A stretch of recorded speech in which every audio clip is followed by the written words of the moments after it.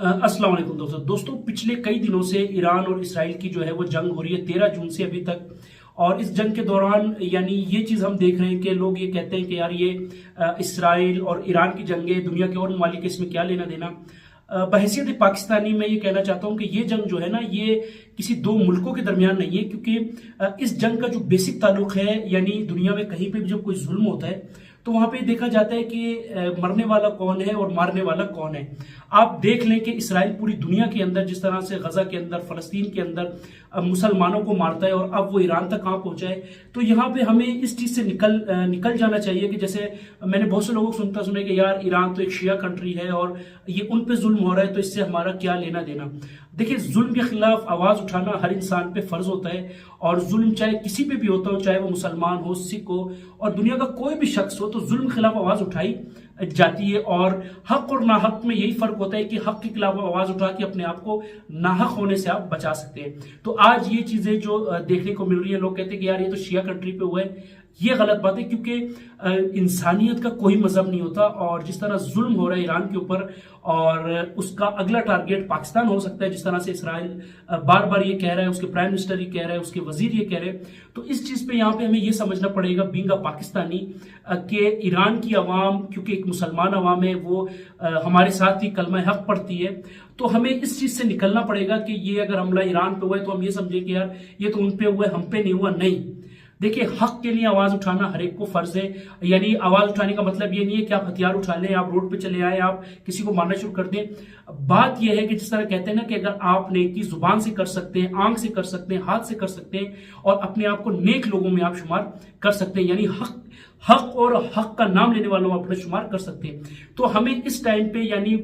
20वीं सदी में इस चीज से निकल जाना चाहिए कि यार ये हमें ये नहीं कहना चाहिए कि यार ये सिर्फ उन पे हो रहा है, हम पे नहीं हो रहा। हमें बल्कि ये कहना चाहिए कि यार अगर उन पे हो रहा है तो वो भी हमारे मुसलमान भाई हैं, वो भी हम जैसे तकलीफ रखते हैं, हम जैसा दर्द रखते हैं। आज जो वक्त उन पे है वो कल हम पे भी हो सकता है। बजाय कि हम लोगों को तोड़ने की बात करें, हमें चाहिए कि हम लोगों को जोड़ने की बात करें। और जोड़ता वही इंसान है जो हक को मानता है, जो इंसानियत को मानता है। और पूरी दुनिया के अंदर सबसे बड़ा मजहब है इंसानियत का। उसमें यह चीज नहीं देखी जाती कौन से रंग के, कौन से फिरके के, कौन से दीन के, कौन से मजहब के। जुल्म में चाहे किसी पे भी हो रहा हो, चाहे मुस्लिम पे हो रहा हो और गैर मुस्लिम पे हो रहा हो, किसी पे भी हो रहा हो। तो ईरान तो हमारा अपना हमसाया मुल्क है, मुसलमान मुल्क है, वो वाहिद मुल्क है जिसने आजादी के बाद सबसे पहले पाकिस्तान को रिकॉग्नाइज किया, जो बाहैसियत आजाद मुल्क माना वो ईरान था। तो यहाँ पे मुझे आपको हर एक को, हर जो भी शख्स मेरी वीडियो देख रहे, जो भी लोग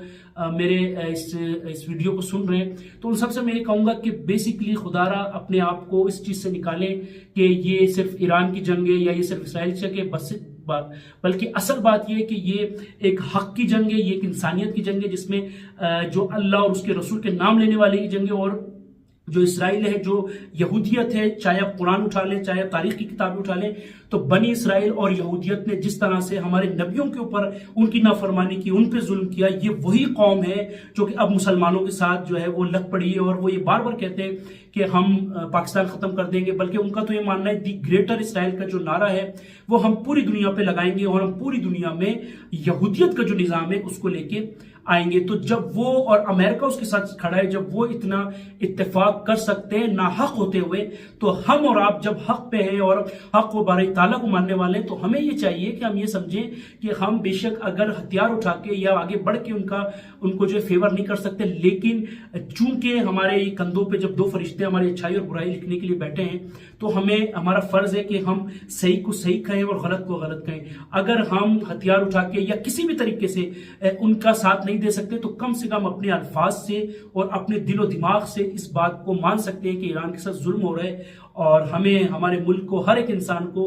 जिस किसी के साथ भी जुल्म होता है तो उसके हक के लिए बोलना चाहिए, उसके लिए खड़ा होना चाहिए। और ईरान तो हमारा अपना मुसलमान मुल्क है, हमारा ब्रदर हमसाया मुल्क है। तो इस बात पे हमें और आपको सबको ही सोचना चाहिए कि इस टाइम जो ईरान पे हालात है, परवरदिगार उनकी मुश्किलात को दूर करे, परवरदिगार उन्हें हिम्मत दे, उनको ये जज्बा दे, उनको ये ताकत ईमानी दे कि जिस तरीके से गज़वात के अंदर कम हमारे जो सहाबा इकराम थे वो ज्यादा कुफार पे हावी होते थे, उसी तरीके से अगर ईरान की बेशक ताकत कम होगी, टेक्नोलॉजी का दौर है, तो उनको परवरदिगार इतना जज्बा दे, इतनी ताकत दे कि वो यहूद और नसारा, जिस तरह से कुरान के अंदर मौजूद है कि यहूद और नसारा कभी भी आपके नहीं हो सकते, हमेशा वो आपसे कीना और बुग़्ज़ रखेंगे, उनको नेस्तो नाबूद करे और ईरान की मदद फरमाए और हमारे अंदर इत्तेफाक और इत्तेहाद का जज्बा पैदा करने की तौफीक अता फरमाए।